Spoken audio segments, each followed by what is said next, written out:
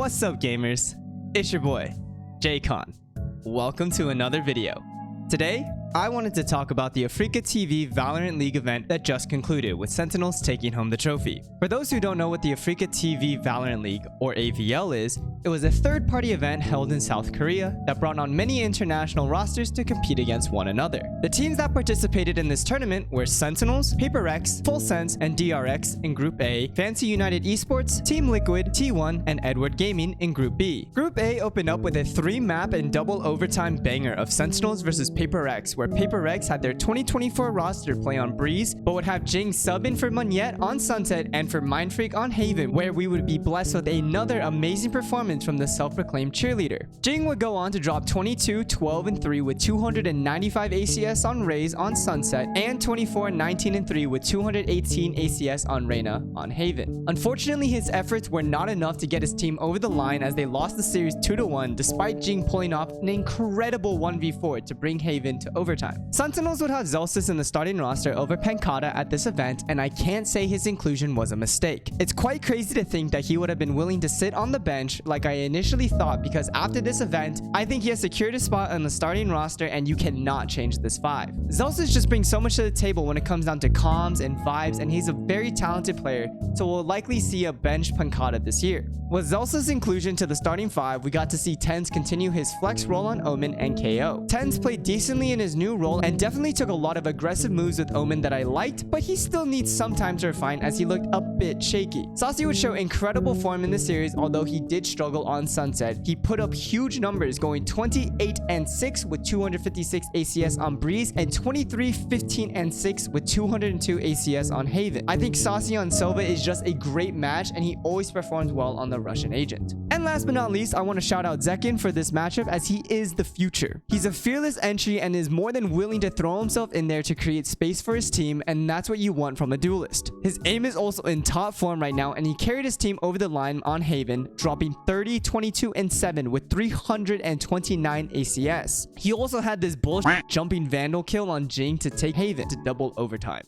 Ridiculous. The next matchup in Group A was between Full Sense and DRX. Full Sense have rebuilt their roster with the additions of ex-VCT Pacific talent of Foxes and Sushi Boys, most well known for their time on Talon, Xerxia, and X10 Esports. DRX would run their standard 5 with Zest remaining in the starting roster. Full Sense would come out swinging, taking Haven 13-7, with Ascent being the closest map of the 3 as it went to triple overtime, but the Koreans eventually took the map. Bind would be a complete stomp after the first half, as Buzz and Mako really turned it on, combining for 23 and 6 in 7 rounds. If there's one thing that this series proved to me, is that as long as you have Buzz and Mako, they can be serious competitors, because those two are absolute beasts. Overall, I thought Full Sense played quite well, and they had a great showing for this new roster. And I do think that they can be a pretty competitive force coming up for Ascension. I've always been a fan of John Olsen, because I think his name is really funny, because what kind of Thai guy is named John Olsen? And they also have PTC, as he's the OG KO player. I mean, I just remember back in like 2021, PTC throwing these insane flashbangs and just popping off. Like, that guy. Clean, bro, clean. It's a bit sad to see Thai Valorant not being super represented at the top right now, but at least they have this team to root for. The next matchup for Group A, and to see who would escape from groups, was between Sentinels and DRX. In a classic red versus blue matchup, we would get another banger. Sentinels would take Bind 13-8 with John QT and Zellsis leading the way for their team. Buzz was the best player on the server though, dropping a 20, 14, and 4 with 271 ACS scoreline, but it wasn't enough. Split would be a much closer affair after going to double overtime, with Sentinels eventually pulling out the win. Split would definitely be the 10 show, as he diffed everyone on the server, including Mako, and would drop 32, 18, and 9 with 312 ACS while playing Omen. I think he looked a lot better and showed more refinement in this map compared to his other previous showings. He definitely has been more than willing to teleport forward to take space aggressively, but he has definitely improved with his timings and utility usage.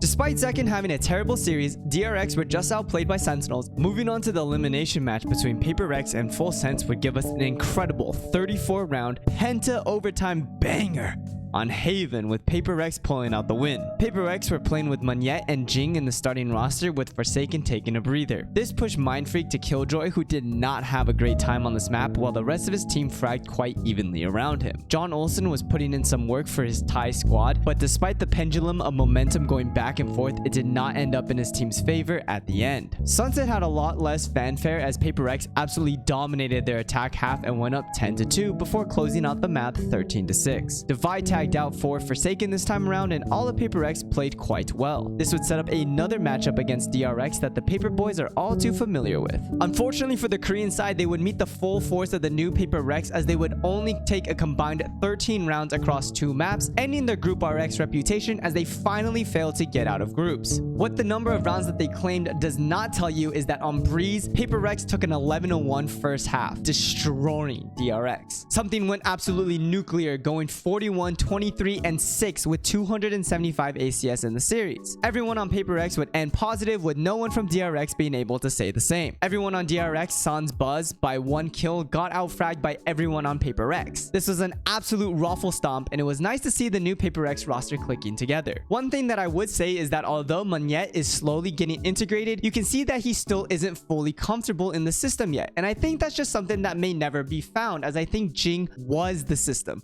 So you pretty much have to remake the system around the existing players, as it's nigh impossible to replace a system. I also don't think that these will be the finalized roles for Paper Rex. I know they are super flexible, but Mindfreak on Silva ain't it, as my man is just not comfortable on the agent yet. That's actually a point that I was thinking about a lot for this roster, as they inherently now have 3 Viper players and no one that naturally plays Sova. I know Forsaken and Divide have played him in the past, but they have strayed away from that role for quite a long time now. So it will be interesting to see how that role shakes out going forward. Heading over to Group B, we would see the debut of the new Team Liquid roster, as they have brought in the core of Apex team from 2023, signing Enzo to IGL, Mystic to play controller, and Kiko as their duelist. TL would face off against Fancy United Esports, a Vietnamese roster that qualified for the event that unfortunately were playing with 2 stand-ins. This matchup would not be close at all, as Fancy United took even less rounds than DRX just did, with a total of 11 across 2 maps. Kiko looked really good and put up an incredible 37, 19, and 7 with 273 ACS in his debut. Nats was clean as ever, and Mystic was very impressive in my opinion. I knew that he was always franchise level quality, but I think the community just remembers him for his team flash back at Masters Reykjavik. The one notable thing that I wanted to harp on is the fact that Enzo pulled out Sage on Split.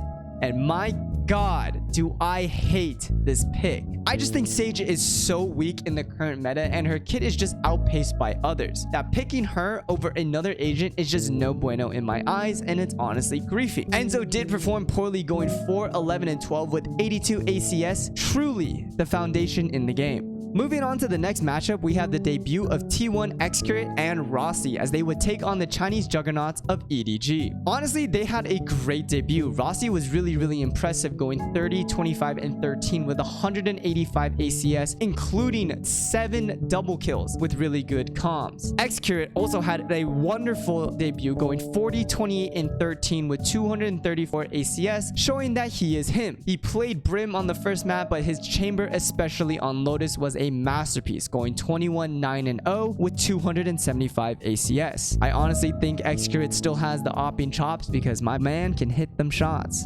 The one thing that I did want to point out about this T1 thing was that it was interesting that there was no Zeta and there was no King, while they had Carpe IGL. Honestly, as a huge King fan, I'm really just sad that King does not get to play, but the overall roster this 5 did look pretty good, I'm not gonna lie. Saya was sharp as ever, and Izu looked pretty solid. Overall though, I did think that EDG were still good, and even though that they lost, they definitely needed a break. EDG have been playing a ton of games. Moving on, let's go to T1 versus Team Liquid. Overall, this was a crazy series that went the distance in pretty much all of the maps, where 6 aces happened. Lotus was a highly contested map that went to triple overtime, where Mystic and Kiko were both able to pick up aces, and Saya grabbed his own. Overall though, on this map, Yampi was the real difference maker, going 31, 17, and 9 with 274 ACS, and had 8 multi-kill rounds. Quite impressive. The non-Koreans for T1 played extremely well, with Xcurate's chamber being a dominant pick. Again, like I said, his opping has just been so clean, and he's got the chops. I ain't gonna lie, he's still good. The Suzantu bros, pretty freaking good. Breeze then went the way of T1 with the non-Koreans again absolutely carrying their team. Rossi put up an impressive 22, 11, and 5 with 248 ACS on Viper, and Xgrid put up 21, 13, and 6 with 259 ACS on Harbor. Moving on to Ascent, we had another Yampi masterclass as he dropped a 30, 18, and 12 bomb with 366 ACS. Mystic did play well, but everyone else on TL struggled as they were not able to kit across the line. Rossi again styled all over TL, being only second to Yampi in the server. Yampi did claim an ace in this game, but Carpe and Rossi responded with their own, which really swung the momentum back in their favor and completely sealed the game. Honestly, Carpe was high-key inting his ass off, but when he came out with that Sheriff ace, he just shocked the world. Honestly, when I watched it, I was like, but my god. So you never know what kind of Carpe you're gonna get. You know, honestly, Schrodinger's Carpe. But his Sheriff ace on that eco round really set T1 for success. And Rossi's ace to just close it out was just cherry on top for the dub. One of the things I really enjoyed about this matchup was to see Yampi finding some form. Actually, really good form. And he played quite well despite the loss. Rossi continues to impress, and I've always been a fan of his. I feel like Rossi elevates every team that he joins. He's someone that's been a very vocal person that gives great comms. I think of Zellsis when I think of Rossi. They bring a very similar impact as those vibes guy. I think his career when he was on Immortals and then in TSM, that although they didn't have great success, Rossi I thought was always a really big bright spot. Also, the fact that Rossi is able to IGL or secondary IGL, I think is quite impressive. And him being an import to the Pacific League, I mean, to be honest, he's already shown much more than Ban has for this roster. So I like the signing so far. I definitely would consider Rossi to be one of the best signings of this offseason if he continues to play like this going into the regular season. Next up, we have Fancy United versus Edward Gaming. Although both of these teams were not in top form, especially with Fancy United having two stand-ins, one of them being their coach, this matchup actually was quite a banger. Bind started out 8-2 in Fancy's favor, but EDG took 10 rounds in a row before eventually closing it out 13-10. Kong and Smoggy were electric, going 21, 14, and 4 with 244 ACS and 22, 14, and 5 with 238 ACS respectively. Split was an absolute giga banger that went to quadruple overtime. Honestly, if you want to watch an exciting map, I would highly recommend this one. Fischio, a Viper one trick, had a career map going 40, 19, and 10 with 353 ACS and secured 10 double kills, 1 triple kill, and an ace while he led his team for the map win. Honestly, he just reminds me of this backpack meme where he literally told everybody to get in and he just carried their asses, man. Like, my god. But unfortunately, as we move to Sunset, it really was not close as EDG continues to show absolute dominance on this map, winning it 13-3. Smoggy popped off, going 23, 9, and 6 with 392 ACS, while Fischio, who is the only one positive for his team, went 17, 13, and 0 with 285 ACS. EDG looked absolutely exhausted, but they were able to take the dub. Moving on to TL versus EDG. Unfortunately, that exhaustion finally came through as TL absolutely dicked them down. Pause. And a clean 2-0, only ceding 8 rounds total. TL had dominating defensive halves, only giving up 4 rounds total in the series on that side. Yampi was once again in top form, putting up 38, 17, and 19 with 238 ACS on Breach across the series. Of the other 4 Liquid members, Sans, Mystic, they all picked up their performance since last series, especially Kiko as he went 33, 19, and 3 with 244 ACS. I think he showed a lot of potential so far in this tournament, and I'm excited for his future. One of the things that I heard about him is that he's an incredibly hard worker, so even though he may struggle, he's not unwilling to work and get better at that aspect, and I think that is always a great mindset going into pro play, or anything in general, honestly. Anywho, overall, I really don't think there's too much to take away from this series, as again, like I've mentioned before, EDG definitely needed a break. They've been playing non-stop all year, and especially since Champions has ended. I stole this line from Reddit, but they have played 54 games, 135 maps, 11 tourneys this year total, and 5 of them in the past 3 months. That is ridiculous. After Champs, they had to compete in China's Evolution series, and although they did drop a few maps here and there, they won all 3 parts, as well as participating in a ton of third-party events. I counted this out, but since Champions ended, they have participated in 22 series and 52 maps in 2.5 months, which is absolute insanity. Although they did get accepted into franchising, they should avoid Ascension, which will start soon, soon, so they get kind of a bit of a break. But I heard that they are planning to join another event at the end of December, so the break may not be that long. I just hope that my boys will get at least a bit of a refresher before the 2024 season starts, because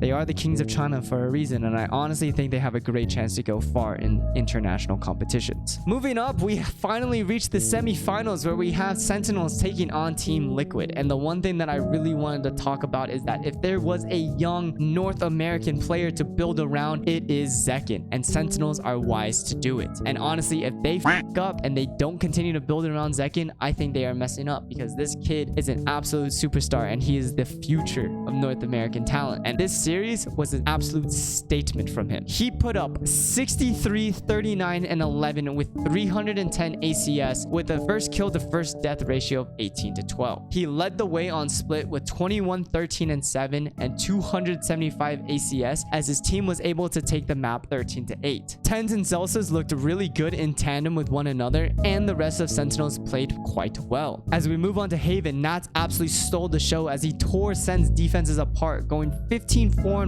with 354 ACS on his attack side and 22-9-2 with 331 ACS in the map overall. JKon and JKon were playing quite well, but the rest of Sen struggled, especially Saucy. Although Saucy's utility usage has gotten a lot better, my man could not shoot back, going 3, 16, and 8 with 74 ACS. TL looked really good on this map overall, and I thought that their calls on this map were quite good, so hats off to Enzo there. Sunset, on the other hand, was not good, as Sen completely blew Team Liquid out hard, taking the map 13-5. JKon again had another Raze masterclass, putting up 25, 13, and 2 with 384 ACS. Zellsis and Tens again played quite well, and John made some great calls. Saucy also picked up his form and had great utility, really setting up JKon for success. All of Liquid overall were negative, but I thought Kiko looked really solid, and Yampi's heater unfortunately did not transfer from the previous day, but he was still pretty good on the server. Overall, this was not a bad first showing for this new Team Liquid roster. I think they have a lot of potential as a group. I enjoyed Kiko's performance. I think he has a lot of potential, like I mentioned earlier. Mystic is a really solid controller player and definitely deserves to be in franchising. And overall, I was quite impressed with some of Enzo's calls throughout these games. Liquid may not be title beaters yet, but you know, they have a pretty good shot in EMEA, so I guess we'll have to wait and see. Moving on to the final semi-final matchup, we had T1 versus Paper Rex, which was the Susanto Derby, which honestly wasn't really close. PRX just shat on T1, completely taking over, winning Sunset 13-7 and taking Lotus 13-5 while swapping Jing and Monyet respectively.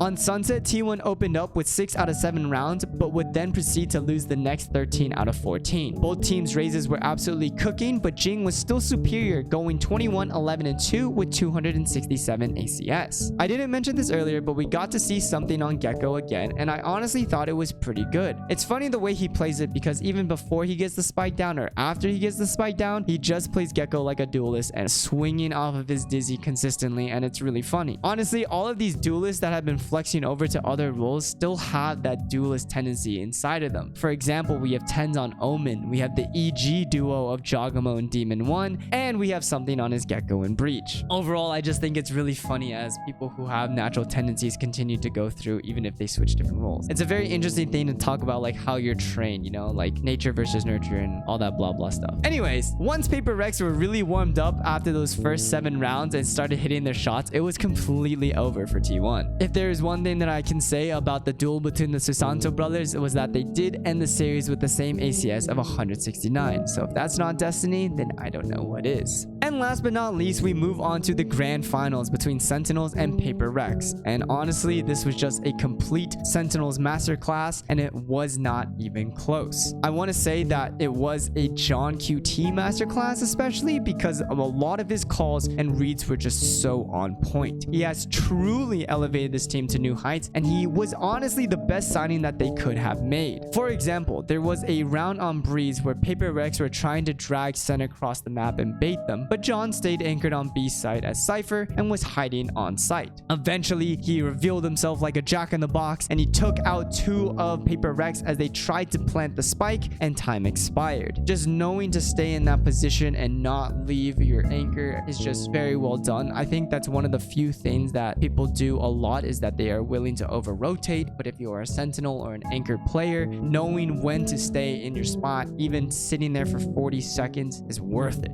Anywho, everybody on Sentinels was in absolute top form going into the day, ending up positive on the scoreboard and having a very good kill distribution with no one standing out completely. One of the very nice things to see was Sentinels was actually winning almost every kind of situation that you could have possibly been in, like 4v5s, 5v4s, a retake, holding them off, anchoring sites, not over-rotating, etc, etc. And all of these different situations gives me a lot of hopes for their flexibility and adjustments. I can't just credit John QT for this, or Zellsis for this, or Kaplan, but their game plan and the way they've been flowing around the map in their macro sense just looked a lot better. Another thing that I really want to give them praise for was that throughout this tournament, Sentinels truly evolved and cleaned up a lot of the mistakes that they made earlier on. And this final series was the stage to show that completed expertise. With Sentinels having such an amazing showing and Zellsis performing exceptionally well, I don't think there are any arguments against the starting 5 for this roster anymore, especially as this is the first trophy that they've been able to lift in the past 2.5 years. Now, that is such a huge cost because you are dropping or benching, in a sense, one of the best controller players in the world. Now, will that necessarily impact Sentinels going in the long run? Probably not, honestly, because, I mean, if you have somebody on your bench, they're not on another team and helping them to try to beat you, right? So in theory, there's no disadvantage to it, but it just feels bad, especially as a fan. And I know a lot of Brazilian fans themselves are fans of Pancada. Seeing him on the bench sucks, but is Pancada on the starting roster really worth shaking up a successful formula that has been working, especially with an overlapping in tandem agent pool between Tens and Zellsis right now? I don't think you really want to disrupt that going into the new year, and especially because Sentinels has finalized their roster so much earlier than a lot of other teams. I think you need to expound on that foundation that you have built with the lead that you have built and continue to go off from there. So it sucks to see, it sucks to say, but I think Pancada might just be on the bench for the rest of the year unless somebody buys him out or they let him go. So anywho, let's get back to the series as I have a few points that I wanted to touch before we end. Overall, I thought that all of PRX pretty much underperformed in this series except for Devi, because, you know, Devi always be putting up numbers. That's just what he does. Monyet especially struggled on Breeze, but again, this is his first time trying to integrate with the team, and Jing was still playing, so that doesn't necessarily help with his full integration. Overall, though, I still think Monyet has a spot in this team, and he can do quite well. Overall, I don't want to get too excited or too despondent in either direction about the results of this tournament. Not to say that this tournament wasn't serious or not important, as I do think that a lot of these teams were trying and wanted to give a good performance, especially as they were debuting new rosters, but it is a third party. I can't say that Sentinels will be back on top of the world, and I can't say Paper Rex are failures. That's just not in the books yet. I think they all gave really good performances throughout this tournament, and it was really entertaining. This definitely felt like a competitive tournament where people were actually trying, people were running strats, trying out new things, and really testing their ability of their new rosters. And I think that is what you want out of a third-party event. But I'm also hesitant to give it too much props, as we all saw what happened to 100 Thieves after winning Red Bull Homeground last year. They really styled on everybody in that tournament, but they did struggle throughout 2023. Comparing that situation to this one, I don't think it's necessarily the same case. I think Sentinels looked a lot better in multiple facets of the game comparatively to 100 Thieves at that same time, and 100 Thieves didn't show that much during their tournament run. But I guess we'll have to wait and see if the success from Sentinels will carry over into the year.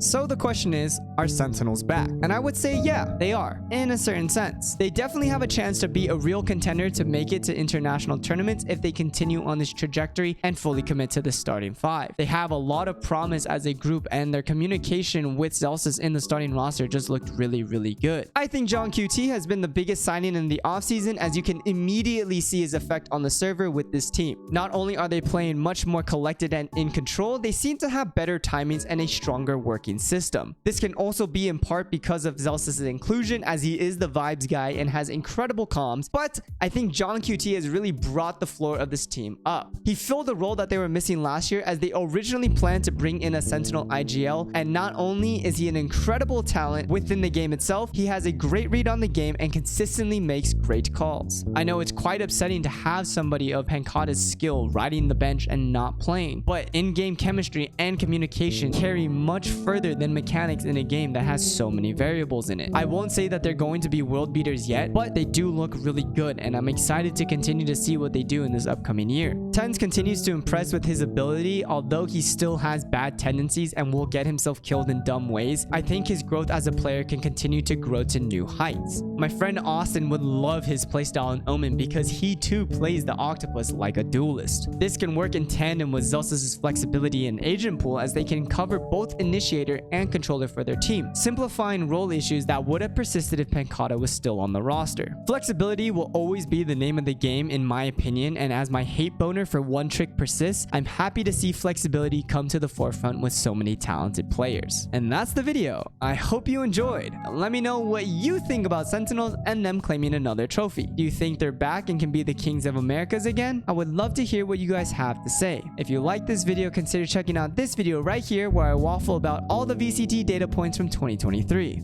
Thanks for watching, and until next time, stay hydrated. Peace.